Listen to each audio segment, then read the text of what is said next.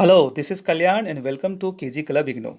यहाँ आपको मिलता है इग्नू के लेक्चर्स, एग्ज़ाम पीरियड में मोस्ट इम्पॉर्टेंट क्वेश्चंस और उसके नोट्स। तो हमसे जुड़ने के लिए आप हमारे चैनल को सब्सक्राइब करिए ताकि आपको हमारे न्यू नोटिफिकेशंस, न्यू वीडियोज़ के मिलता रहे। और आप मुझे व्हाट्सएप पर भी कांटेक्ट कर सकते हैं, जो भी क्वेरी है आपको इग्नू से रिलेटेड। और अगर आपको इस क्वेश्चन का पीडीएफ आंसर में पीडीएफ चाहिए तो आप मुझे व्हाट्सएप पे कहिए। अगर ज़्यादा कमेंट आता है तो फिर मैं उसे बनाने की कोशिश करूँगा, आपको प्रोवाइड कराने की कोशिश करूँगा। उसके बाद मेरा एक टेलीग्राम चैनल है, आप वहाँ मुझे ज्वाइन कर सकते हैं। वहाँ आपको मिलेगा जितने भी इग्नू के ऑफिशियल नोटिफिकेशन आते हैं, फॉर्म भरने को लेकर के, री रजिस्ट्रेशन को लेकर के, एग्ज़ाम फॉर्म को लेकर के, एग्ज़ाम कब होगी, किस मोड में होगी, तो वो सब मैं वहाँ प्रोवाइड कराता हूँ। तो आप मुझे टेलीग्राम पे ज्वाइन कर लीजिए। बाकी जितना भी मैं क्वेश्चन प्रोवाइड कराता हूँ, जितना भी मेरा वीडियोज़ है, उसका पीडीएफ मैं वहाँ पे अपलोड कर देता हूँ। तो आप मुझे टेलीग्राम पे ज्वाइन करिए। कोशिश करिए कि ज्वाइन करने का, हाँ, ज्वाइन करते हैं तो मुझे पता चलता है, ये दिखता है कि कितने स्टूडेंट मुझसे जुड़े हुए हैं, तो फिर एक मोटिवेशन मिलता है ताकि मैं एक डेडिकेशन के तहत काम कर सकूँ। तो आज का क्वेश्चन है ANC1, सब्जेक्ट है ANC1, उसे हम लोग अब डिस्कस करेंगे। एग्ज़ाम नेक्स्ट आने वाला है, इसके मोस्ट इम्पॉर्टेंट क्वेश्चंस को देखते हैं। पहला क्वेश्चन है body mass index. Body mass index क्या है वो आपको देखना है। कैसे आप तय करेंगे कि बॉडी का क्या वेट है, कितना होना चाहिए और इसके लिए कितना न्यूट्रिशन की ज़रूरत है, तो वो तय करता है बॉडी मास इंडेक्स। ठीक, इसका कुछ फार्मूला है जो आप लोग मैं बताने जाऊंगा, बहुत टाइम लगेगा। तो आप लोग क्या करिए, इसे स्टडी मटेरियल से ढूंढ लीजिए। ढूंढना भी आसान है और समझना भी आसान है स्टडी मटेरियल से। अगर आप इंटरनेट में खोएंगे तो खो जाएंगे, ठीक, वहाँ दिक्कत आएगी। दूसरा क्वेश्चन है different dimensions of health, health का डिफरेंट डायमेंशन। तीसरा क्वेश्चन है food laws and social securities क्या है। हाँ, गवर्नमेंट ढेर सारे लॉ बनाती है, उसमें से फूड के लिए भी लॉ बनाती है, जैसे FSSAI। ठीक, ये क्या है, तो food safety and standard authority of India के तहत किसी भी खाना को, फूड को, हाँ, उसको इससे एक क्या मिलता है, रजिस्ट्रेशन कराना होता है, जिससे कि उसके शुद्धता की पहचान होती है उस फूड की। तो ये क्या है, कब बना, हाँ, इसका गोल क्या है और कहाँ तक ये अपने गोल को अचीव कर पाया है, वो आप लोग यहाँ से पता कर पाएंगे। चौथा क्वेश्चन है फूड सर्विस स्टेबलाइजमेंट, ये क्या है, इसको जानना है। पांचवा क्वेश्चन है national iodine deficiency disorder control programme, iodine की कमी से होने वाले जो डिजीज़ हैं उसको रोकने के लिए कौन सा प्रोग्राम चलाया जा रहा है गवर्नमेंट के द्वारा। ये सब बुक में, ANC01 के बुक में आसानी से मिलेगा। आप लोग बस एक बार चैप्टर को रीडिंग दे दीजिए, बहुत ज़्यादा स्कोर आप कर पाएंगे इस क्वेश्चन के, ये सारे क्वेश्चन को पढ़ के। और फिर जो ये सारे क्वेश्चन को अगर आप लोग एक बार पढ़ लिए तो फिर ज़्यादा आपको टेंशन नहीं लेना है। फिर आप दूसरे सब्जेक्ट का तैयारी करिए, क्योंकि बस क्वेश्चन आएगा तो यहीं से आएगा। बस ईमानदारी से, ऑनेस्टली से, जितने भी क्वेश्चन हमने आपको दिया है, बस आप लोग उसे ईमानदारी से पढ़ लीजिए। ठीक, बहुत अच्छा मार्क्स आएगा उससे, कोई भी दिक्कत आपको नहीं आने वाली है। सिक्स्थ क्वेश्चन है फूड सर्विस यूनिट।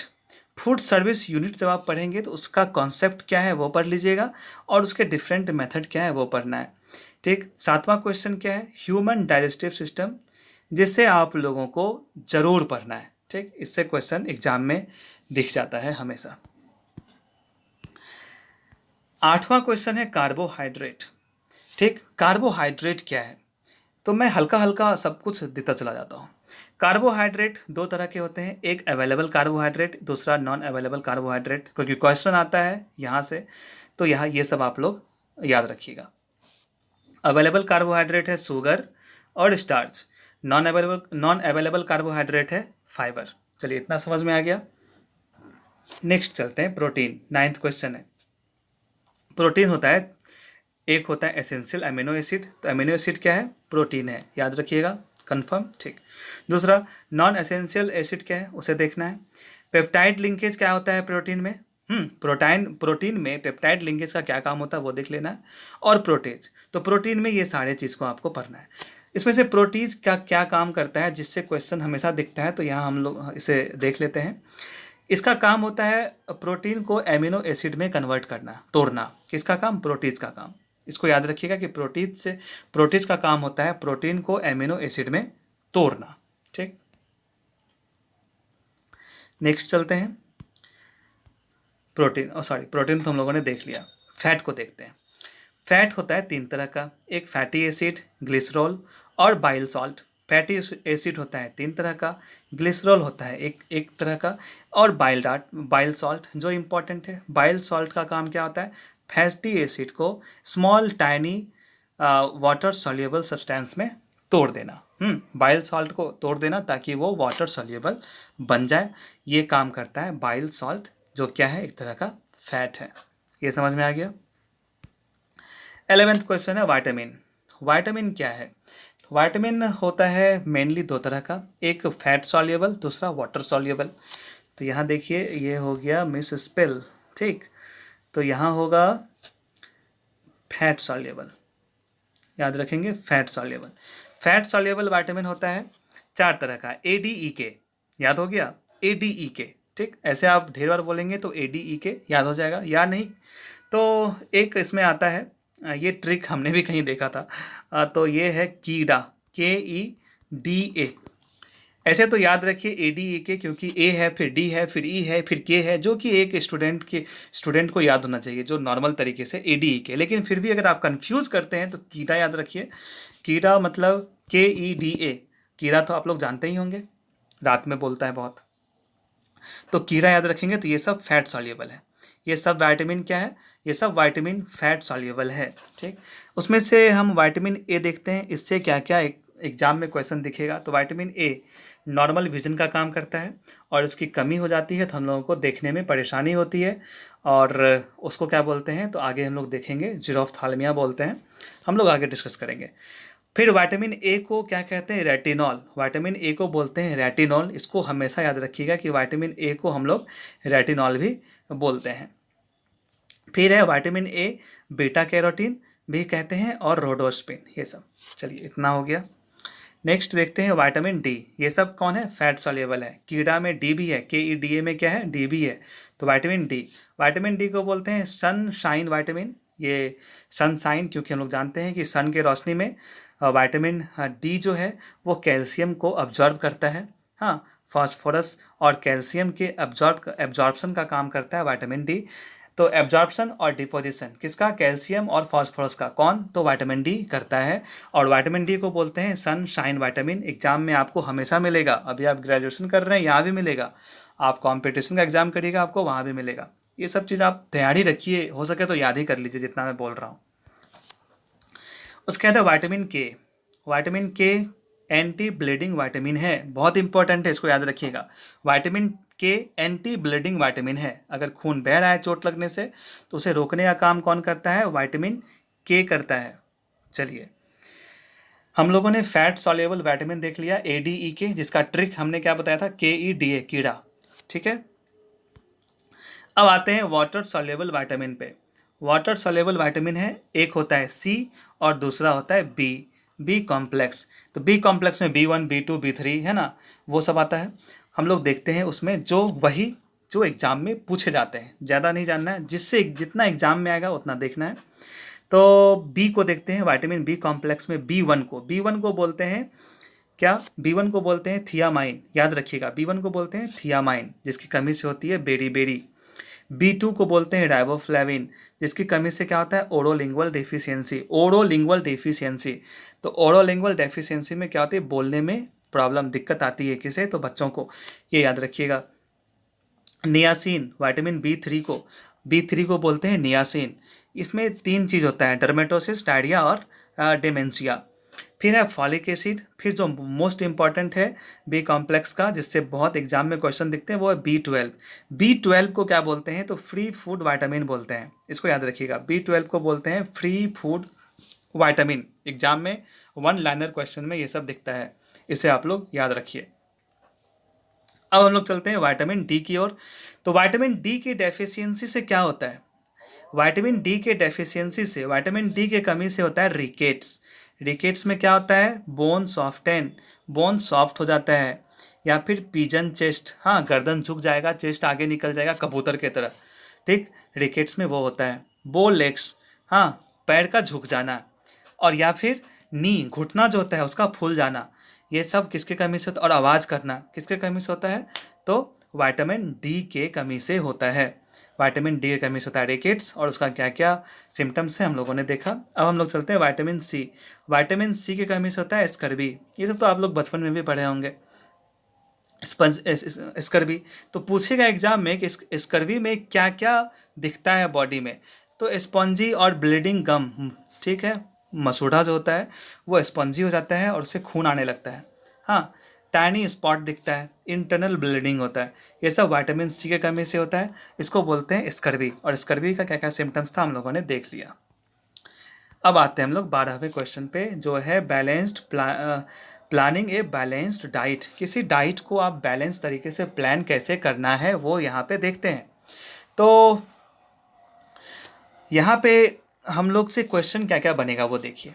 या तो आपको एग्जाम में आएगा ये करने कि बैलेंस डाइट को आप प्लान करिए, किसके लिए? तो बच्चों के लिए, या फिर अडल्ट के लिए, या फिर प्रेग्नेंट लेडी के लिए, ये सब जो इम्पोर्टेंट है, या फिर जो हाइपरटेंशन पेशेंट है उसके लिए, या फिर डायबिटीज़ जो पेशेंट है उसके लिए, वो सब के लिए एक बैलेंस्ड, तो वो सब आगे हम लोग देखेंगे। लेकिन यहाँ हम लोग देखते हैं प्लानिंग बैलेंस्ड डाइट। तो बैलेंस्ड डाइट को प्लान करने के लिए क्या क्या चीज़ की ज़रूरत है, यहाँ वो देखिए। यहाँ वो मत देखिए अभी जो हमने कहा, वो थोड़ा आगे हम लोग देखेंगे, जिसमें कि हम लोगों ने देखना है कि बच्चों के लिए, हाइपरटेंशन वालों के लिए, प्रेग्नेंट लेडी के लिए, वो सब के लिए मील प्लानिंग हम लोग देखेंगे। यहाँ हम लोग देख रहे हैं बैलेंस डाइट। तो बैलेंस डाइट को प्लान करने के लिए 3 चीज़ हम लोगों को ज़रूरत होती है। पहला होता है वो इंडिविजुअल स्पेसिफिक होना चाहिए। इंडिविजुअल, एक सेकेंड, हाँ, इंडिविजुअल स्पेसिफिक होना चाहिए कि हम जो डाइट प्लानिंग कर रहे हैं, जो खाना बना रहे हैं, वो जिसके लिए बना रहे हैं सबसे पहले उसको पसंद आनी चाहिए। वो हो गया इंडिविजुअल स्पेसिफिक। दूसरा होता है रीजन स्पेसिफिक, कि वो इंसान किस रीजन का है या हम खाना किस रीजन में बना रहे हैं। हाँ, उस रीजन के हिसाब से डाइट होना चाहिए। जैसे गुजरात में अलग खाना बनता है, साउथ में अलग इडली डोसा बनता है, गुजरात में ढोकला इस तरह का बनता है, महाराष्ट्र में अलग बनता है, नॉर्थ इंडिया में अलग डाइट होता है। तो रीजनल स्पेसिफिक भी डाइट होना चाहिए। अगर हम किसी खास रीजन में हैं तो वहाँ किस तरह का खाना बनता है वो। तीसरा इनकम स्पेसिफिक, जो इम्पॉर्टेंट है, हम जो खाना बना रहे हैं, हाँ, वो कितने इनकम के लिए सही है। हाँ, अगर इनकम कम है तो ऐसा तो नहीं कि रोज़ कोई मीठी खाएगा, है ना, महंगा होता है। तो अगर हम एक डाइट को बैलेंस वे में प्लान कर रहे हैं, उसके लिए इंडिविजुअल स्पेसिफिक हमने देख लिया, रीजन स्पेसिफिक हमने देख लिया, और इनकम स्पेसिफिक। ये 3 चीज़ों को ध्यान रख के ही एक बैलेंस्ड डाइट बनता है। तो फिर एक टर्म आता है, आपको एग्जाम में पूछ देगा कि RDA क्या है। तो ये है रेकमेंडेड डाइटरी अलाउंस। ये क्या है? Recommended dietary allowance. इसका फॉर्मूला पूछेगा कि ये है क्या, रेकमेंडेड क्यों, डाइटरी अलाउंस क्यों। तो रिक्वायरमेंट, पहले इसमें क्या टर्म आएगा, तो रिक्वायरमेंट, खाने की ज़रूरत, प्लस सेफ्टी मार्जिन। अगर हम खाना खा रहे हैं, ठीक है, तो उसमें हमें किस किस न्यूट्रिशन की ज़रूरत है, उसके साथ साथ कहीं ज़्यादा तो नहीं पड़ गया। हाँ, हमें प्रोटीन चाहिए, ठीक है, हम लोग प्रोटीन लेते हैं। अब बहुत है कि एक्सरसाइज कर नहीं रहे हैं, ज़्यादा काम कर नहीं रहे हैं, आप प्रोटीन ऐसे ही 10 अंडा रोज़ का खा लिए, फिर प्रोटीन शेक आप पी लिए, और अगर आपके शरीर में ज़्यादा प्रोटीन जाएगा तो हो सकता है आपको मोटापा की बीमारी बाद में हो सकती है। तो इसलिए बैलेंस डाइट तो होनी चाहिए, लेकिन कैसे, तो RDA के तहत। RDA मतलब रिक्वायरमेंट प्लस सेफ्टी मार्जिन। ज़रूरत तो है लेकिन एक हद तक ज़रूरत रखना चाहिए, उसी को बोलते हैं रिकमेंडेड डाइटरी अलायंस, RDA। बस ये क्वेश्चन आता है, इसको आप हमेशा याद रखिएगा। चलिए, 12 क्वेश्चन हम लोगों ने कंप्लीट किया। 13वां क्वेश्चन क्या है? 13वां क्वेश्चन है मील प्लानिंग। ठीक, मील प्लानिंग की जब बात आती है तो उसमें हम लोग देखेंगे न्यूट्रिशनल एडेक्वेसी, कि हम खाना जो बना रहे हैं, जो हम लोगों ने जो पहले डिस्कस किया था वो अभी आया टर्म। न्यूट्रिशनल एडेक्वेसी है कि हम जो खाना बना रहे हैं उसमें कितना न्यूट्रिशनल वैल्यू है ऐड किया गया है। हाँ, दाल है तो कितना ग्राम प्रोटीन चाहिए, कितना ग्राम कार्बोहाइड्रेट चाहिए, कितना ग्राम विटामिन चाहिए, कितना ग्राम मिनरल्स, वो सब कुछ चाहिए। तो मील प्लानिंग अगर हम करते हैं, अगर हम खाना बनाते हैं, तो ये सारी चीज़ों का ध्यान रखा जाता है। न्यूट्रिशनल वैल्यू को देखते हुए। दूसरा एक्सेप्टेबिलिटी, तो हम लोगों ने जितना न्यूट्रिशनल देखा वो सब किस चीज़ में मिलेगा, तो अंडा में मिलेगा, दूध में मिलेगा, बीन में मिलेगा, पी में मिलेगा, मटर, या फिर आप नॉनवेज में चले जाते हैं, दूध, दही, चिकन, फिश, तो ये सब क्या जिस रीजन में हम हैं वहाँ मिलता है, एक्सेसिबिलिटी है, अवेलेबिलिटी है, तो जा कर के हम लोग मील प्लानिंग कर पाएंगे ना। मानिए हम लोगों ने सोचा आज हम लोग क्विक प्रोटीन वाला खाना खाते हैं, चिकन खाना है, चला गया चिकन लाने, चिकन मिला ही नहीं। हाँ, तो ये भी ध्यान रखना पड़ता है मील प्लानिंग को लेकर के। चौथा है इनकम। इनकम बहुत ज़रूरी है, कम पैसा है तो आप महंगा खाना नहीं खा सकते हैं। तो मील प्लानिंग करते वक्त ये 4 चीज़ों को ध्यान रखना है, न्यूट्रिशनल एडिक्वेसी, एक्सेप्टेबिलिटी। हाँ, एक्सेप्टेबिलिटी मतलब क्या हम जो बना रहे हैं वो जिसके लिए बना रहे हैं क्या वो उसे एक्सेप्ट करेगा, वो देखना है, एक्सेप्टेबिलिटी हमें देखना है। मानिए हम अपने किसी छोटे बच्चे के लिए बना दिए हलवा और हलवा पसंद ही नहीं है, तो फिर मील प्लानिंग कैसे हो पाया? अगर उसे पसंद नहीं है तो वो खाएगा नहीं तो उसे न्यूट्रिशन मिलेगा नहीं। इसलिए एक्सेप्टेबिलिटी बहुत ज़रूरी है, अवेलेबिलिटी, इनकम, ये 4 चीज़ ज़रूरी है। तो अगर आप मील प्लानिंग पूछेगा कि मील प्लानिंग में किन किन चीज़ों का खास ख्याल रखना है, तो ये 4 चीज़ों का खास ख्याल रखना है, न्यूट्रिशनल एडेक्वेसी, एक्सेप्टेबिलिटी, अवेलेबिलिटी और इनकम का। उसके बाद क्वेश्चन ये भी पूछ सकता है कि आप मील प्लानिंग करिए प्री स्कूल चिल्ड्रेन के लिए, स्कूल चिल्ड्रेन के लिए, या फिर एडोलेसेंट के लिए, एडल्ट के लिए, प्रेग्नेंट लेडी के लिए, लैक्टेटिंग मदर के लिए, जिस इंसान को डायबिटीज़ है उसके लिए, जिसको बीपी है उसके लिए। अगर किसी को ये पर्टिकुलर पर्सन्स में से किसी एक का भी मील प्लानिंग पूछ देगा, ज़्यादा है नहीं, आप बस मील प्लानिंग एक चैप्टर होगा, हाँ, स्टडी मटेरियल में, इसलिए मैं बार बार बोलता हूँ स्टडी मटेरियल से पढ़िए। मील प्लानिंग चैप्टर होगा, उसमें जाइए, जितना भी मील प्लानिंग है बस थोड़ा पैराग्राफ में आपको सब मिल जाएगा, एक बार पढ़ लीजिएगा। बस ऐसे भी आप लोग लिख सकते हैं, ठीक, लेकिन अगर आप पढ़ते हैं तो आपको एक टेक्निकल ढेर सारे टर्म वहाँ मिलेंगे जिसे आप एग्जाम में यूज़ करेंगे तो आपको काफ़ी हेल्प मिलेगा। हम लोग 13वां क्वेश्चन देख लिए हैं, अब हम लोग चलते हैं 14वां क्वेश्चन पे। 14वां क्वेश्चन है कि फिजियोलॉजिकल चेंज इन एडल्ट या एडोलेसेंट, एडल्ट या एडोलेसेंट में बड़े होने पर क्या फिजियोलॉजिकल चेंज होता है, शारीरिक परिवर्तन क्या क्या होता है वो देखना है, वो आपको लिखना है। 15वां क्वेश्चन है diet and food. Diet and food से बनने वाले कुछ टॉपिक हैं वो आप देख लीजिए। डाइटरी अलावेंस, ये पूछेगा व्हाट इज़ डाइटरी अलावेंस, ठीक है, या पूछेगा dietary allowance for the adult. तो जब आप किसी एडल्ट के लिए खाना बना रहे हैं, मील बना रहे हैं, तो उसमें आप लोग क्या क्या देखेंगे। तो अगर कोई एडल्ट किस तरह का काम करता है, कोई दिन भर कंप्यूटर पे बैठ के काम करता है तो उसको उतना न्यूट्रिशन की ज़रूरत नहीं है जितना एक लेबर ईंट को तोड़ के काम कर रहा है। हाँ, तो कौन सा एडल्ट किस तरह का काम कर रहा है पहले वो देखना है, तब जा कर के उसके लिए किस तरह का डाइट चाहिए। तो जो ईंट तोड़ रहा है, जो पत्थर तोड़ रहा है, उसको ज़्यादा प्रोटीन चाहिए, ज़्यादा कार्बोहाइड्रेट चाहिए। जो बैठा है कंप्यूटर पे काम कर रहा है उसको ज़्यादा जूस चाहिए, हाँ, उसको उतना ज़रूरत नहीं है प्रोटीन की, कार्बोहाइड्रेट की, क्योंकि उसकी एनर्जी उतनी फिजिकली तौर पे खपत नहीं हो रहा है। तो अगर हम किसी एडल्ट के लिए डाइट देखेंगे तो सबसे पहले उसका एक्टिविटी लेवल देखेंगे। दूसरा देखेंगे बॉडी साइज़, कि वो इंसान का साइज़ क्या है बॉडी का। मानिए कोई 5 फीट का है, कोई 6 फीट का है, हाँ, तो 5 फीट वाले का जितना शरीर में रिक्वायरमेंट चाहिए हो सकता है 6 फीट वाला लंबा है, हाँ, तो उसको ज़्यादा शरीर में रिक्वायरमेंट चाहिए खाना का, समझ गए। तो वो भी देखना है। कभी कभी देखते होंगे कि डाइट उतना ही हो रहा है, कुछ सेम डाइट आप बनाइए, उसे खिलाइए छोटे हाइट वाले इंसान को और बड़े हाइट वाले इंसान को। तो छोटा हाइट वाला उतना खा के शायद मोटा हो जाए और बड़ा सा हाइट वाला जो लंबा है वो शायद मोटा ना हो पाए, क्योंकि उसके शरीर के अकॉर्डिंग उसको ज़्यादा रिक्वायरमेंट चाहिए। तो वो है बॉडी साइज़। हम लोगों ने देखा कि एडल्ट का एक्टिविटी क्या है, उसका रोज़मर्रा का ड्यूटी क्या है वो। दूसरा बॉडी साइज़ क्या है। तीसरा इन्फ्लुएंस ऑफ एज, उसका एज क्या है, उस एज से भी तो खाना देना है।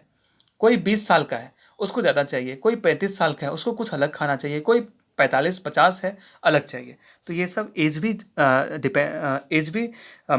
भी देखा जाता है इस काम में, डाइटरी अलावेंस के काम में। तो किसी एडल्ट के लिए खाना बनाना है, उसको डाइट देना है, तो उसके डाइट के लिए क्या क्या चाहिए वो यहाँ आपको मिल जाएगा। Activity level, body size, influence of age. चलिए मैंने इसे अच्छे तरीके से बता दिया। अब है डाइट बनाने के लिए फूड बजट का भी बहुत ज़रूरी है। हमने देखा इकोनॉमी तो चाहिए ही, फूड बजट हर घर में हर तरीके से होता है अकॉर्डिंग टू इकोनॉमी। किसी घर का इकोनॉमी कंडीशन क्या है, इकोनॉमिक कंडीशन को देखते हुए होता है फूड बजटिंग, खाने पे खर्च। तो वो वीकली भी होता है, आप एक सप्ताह का खाना का बजट कर सकते हैं, या कोई मंथली करता है, या कोई एनुअली करता है, साल में एक बार करता है। तो वो डिपेंड करता है किस पे, इकोनॉमी पे। ठीक है। और अगर नॉलेज आपके पास अच्छा है, अगर आपके पास आप इंटेलिजेंट हैं एक चीज़ की खरीदारी में, हाँ, अगर आप होम प्रोसेसिंग के काम कर रहे हैं, तो इस जगह पे भी आप एक अच्छा डाइट बजट कर सकते हैं। अगर आप इंटेलिजेंट हैं तो आप कम खर्च में अच्छा न्यूट्रिशनल वैल्यू वाला खाना ला सकते हैं। ठीक। और है फूड सिलेक्शन। फूड सिलेक्शन करना है तो एनर्जी गिविंग फूड, हाँ, वो फूड जो एनर्जी दे वो सिलेक्ट करेंगे, या फिर वो फूड जो बॉडी बिल्डिंग, हाँ, शरीर को बनाने में काम आए, मोटा मसल्स मांसपेशी बनाने में काम आए, वो देखना है। फूड सिलेक्शन में हम लोग दो तरह का फूड सिलेक्ट करेंगे, जो एनर्जी देगा या जो बॉडी बिल्डिंग का काम करेगा। ठीक, ये भी देख लेना है। नेक्स्ट है 16वां क्वेश्चन। 16वां क्वेश्चन में है PEM। इसको याद रखना है, PEM भी दे देगा, इसका फुल फॉर्म पूछ देगा। तो PEM का फुल फॉर्म होता है प्रोटीन एनर्जी मॉल न्यूट्रिशन। तो प्रोटीन की कमी से क्या क्या डिजीज होती है, सबसे पहले देख लें। तो प्रोटीन की कमी से ज़्यादातर डिजीज वो है बच्चों में दिखेगा। एक होता है मैरास्मस, यहाँ दिया हुआ है। दूसरा होता है क्वाशियोरकर। मैरास्मस और क्वाशियोरकर डिजीज में क्या क्या बॉडी में चेंज आता है वो देखना है, जो आप लोग बुक में पढ़ लीजिएगा। बताने जाऊँगा, वीडियो काफ़ी लंबा हो जाएगा। ठीक। तो मैरास्मस में क्या चेंजिंग आता है, क्वाशियोरकर में क्या चेंजिंग आता है, वो जान लेना है। कुछ समय पहले हमने पिछले स्लाइड में देखा जीरोफ्थैल्मिया, विटामिन ए की कमी से होने वाले। विटामिन ए से हम लोग नॉर्मल विजन करते हैं, और उसकी कमी हो गई तो आँखों में क्या होगा, तो ड्राई आई, आँख क्या हो जाएगा, ड्राई हो जाएगा, आँख ड्राई हो जाएगा। जब आँख ड्राई होगा तो उस डिजीज़ को बोलते हैं जीरोफ्थैल्मिया। उसको क्या बोलते हैं हम लोग, जीरोफ्थैल्मिया, जो कि विटामिन ए की कमी से होता है। इतना याद रख लिए। पहला जो था जीरोफ्थैल्मिया, जो कि विटामिन ए की कमी से होता है। एक और डिजीज़ है जो विटामिन ए की कमी से होता है, वो है, एक्चुअली इसी में हो जाएगा, नाइट ब्लाइंडनेस। नाइट ब्लाइंडनेस में भी यही होता है, रात में कम दिखाई देता है। एक होता है जीरोफ्थैल्मिया, आंखें सूख जाती है। दूसरा होता है नाइट ब्लाइंडनेस, जिसमें रात में कम दिखाई देती है। एक होता है बाइटॉट स्पॉट, आंख पे काला धब्बा आ जाता है, हाँ, वाइट कलर का जो हमारा ये आंख होता है वाइट पार्ट, उस पर ब्लैक स्पॉट आ जाता है, वो भी विटामिन ए की कमी से होता है। और एक है केराटोमलेशिया। ये इंपॉर्टेंट है क्योंकि केराटोमलेशिया क्या है, तो जीरोफ्थैल्मिया का ही डेंजरस रूप है क्या, केराटोमलेशिया। चलिए ये भी हो गया, याद रखिएगा। 18वां क्वेश्चन है अनीमिया और आयोडीन की कमी से शरीर में क्या डिसऑर्डर दिखता है, क्या कमी दिखता है, तो वो होता है स्पॉट टेस्टिंग। तो anaemia and iodine deficiency disorder, इसको चेक करने के लिए स्पॉट टेस्टिंग आयोडीन की का एक मिशन शुरू किया गया है कि गांव-गांव जा कर के टेस्टिंग किया जाएगा, आयोडीन की कमी देखा जाएगा, खास करके बच्चों में, चिल्ड्रन में। ठीक है, चिल्ड्रन में ही देखा जाएगा। तो इसके तहत आगे हम लोग देखेंगे कि 6 महीने से लेकर 5 साल तक के बच्चे के लिए क्या क्या किया जाता है वो सबको। या फिर आयोडीन की बात है तो ये एडल्ट के लिए भी लागू होता है कि एडल्ट में चेक करना है आयोडीन ऑन द स्पॉट, और फिर उसका क्या क्योर है वो वहाँ पे प्रोवाइड कराना है। तो वो है स्पॉट टेस्टिंग आयोडीन। 9वां क्वेश्चन है लेथेरिज्म। लेथेरिज्म क्या है, लेथेरिज्म एक बीमारी है जो क्यों होता है, तो खेसारी का दाल हम लोग जानते होंगे, उसको ज़्यादा खाने से होता है। तो खेसारी का दाल हानिकारक है, यहाँ दिख जाएगा कैसे, तो खेसारी के दाल से होता है लेथेरिज्म ज़्यादा खाने से। और लेथेरिज्म बीमारी में क्या होता है, अगर बीमारी का पहला स्टेज आएगा तो आपको चलने में दिक्कत आएगी। अगर दूसरा स्टेज आएगा तो आप एक छड़ी पे चलेंगे, हाँ, छड़ी की ज़रूरत पड़ेगी। और अगर आप तीसरे स्टेज में जाएंगे बीमारी के तो आपको वैशाखी की ज़रूरत पड़ेगी। और अगर आप चौथे स्टेज पे जाएंगे तो आप तो क्या होता है, इंसान घसीटने लगता है, हाँ, वो चल नहीं पाता है ठीक से, व्हील चेयर पर बैठ जाएगा। ठीक, तो ये लेथेरिज्म है जो ज़्यादा खेसारी दाल खाने से होता है। ये क्वेश्चन बनता रहता है, ये इसको आप ख्याल रखिएगा, लेथेरिज्म क्या है और ये क्यों होता है। चलिए 9th क्वेश्चन, अब 20th क्वेश्चन पे चलते हैं। 20वां क्वेश्चन है interaction between infection and mall nutrition. Mall nutrition और इन्फेक्शन के बीच क्या इंटरेक्शन है वो हमें देखना है। अगर हम कम खाएंगे हमारे शरीर में इम्यूनिटी कम बनेगा तो हमें इन्फेक्शन ज़्यादा होगा, ये चीज़ यहाँ बताना है। 21वां क्वेश्चन है 21st डाइटरी मैनेजमेंट किसके लिए? तो मीज़ल्स, जिसको मीज़ल है, जिसको मीज़ल की बीमारी है या जिसको डायरिया है, ये 2 बीमारी वाले लोगों का डाइट अगर आपको प्रिपेयर करने के हैं तो आप क्या करिएगा, वो आपको यहाँ बताना है। चौथा क्वेश्चन है 22nd क्वेश्चन है ORS। ORS क्या है हम सब जानते हैं, तो एग्जाम में ये नहीं पूछेगा ORS क्या है, एग्जाम में पूछेगा कि ORS बनाते कैसे हैं। तो वो बुक में अच्छे से दिया हुआ, आप लोग देख लीजिएगा। नॉर्मल में बता दो तो जो आप बुक में पढ़िएगा तो वहाँ बताएगा कि 3 उंगली से, 3 फिंगर्स से, 3 उंगली से आप कितना नमक पकड़ सकते हो उतना नमक दे दीजिए 1 लीटर पानी में, और फिर 2 या 3 चम्मच से चीनी दे दीजिए, फिर उससे क्या बन जाएगा, ORS बन जाएगा। वो आप लोग बुक में पढ़ लेंगे तो और अच्छे तरीके से आपको मिल जाएगा। चलिए 23वां क्वेश्चन है मिड डे मील क्या है? MDM वो देखना है, कब बना, क्यों बना, क्या गोल था, पूरा हुआ या नहीं, इतना देखना होता है किसी भी आप क्वेश्चन का, वो आप देख लीजिएगा। 24वां question 24th, nutritional programme for nutritional blindness. जो न्यूट्रिशन के कमी से अंधापन आया है, मतलब विटामिन ए के कमी से जो आँखों का डिजीज आया जिससे वो अंधा हो गया, ठीक, तो उसके लिए सरकार प्रोग्राम चलाती है और उसमें विटामिन ए की कमी को देखा जाता है। और विटामिन ए की कमी फिर बड़े बच्चों में ना हो या बड़ों इंसान में ना हो तो बचपन में ही खुराक दिया जाता है। 6 महीने से लेके 5 साल तक के बच्चों को दिया जाता है क्या, तो विटामिन ए का खुराक साल में 2 बार। ठीक, लास्ट क्वेश्चन है national nutrition anaemia control programme क्या है, इसे आप लोग पढ़ लीजिएगा। एनीमिया को ख़त्म करने के लिए कौन सा प्रोग्राम चलाया जा रहा है, तो national nutritional anaemia control programme. ये कब चला, हाँ, इसका गोल क्या था, गोल पूरा हुआ या नहीं हुआ, ये सब आपको इसमें बताना है। तो इतना क्वेश्चन था, अगर आप लोग इसे कर लेते हैं तो आपको कभी भी कोई दिक्कत नहीं आएगी एग्ज़ाम में, आप काफ़ी खुश होकर के एग्ज़ाम देंगे क्योंकि ये सारा क्वेश्चन एग्ज़ाम में आने वाला है। तो आप लोगों को एग्ज़ाम के लिए ऑल द बेस्ट, धन्यवाद।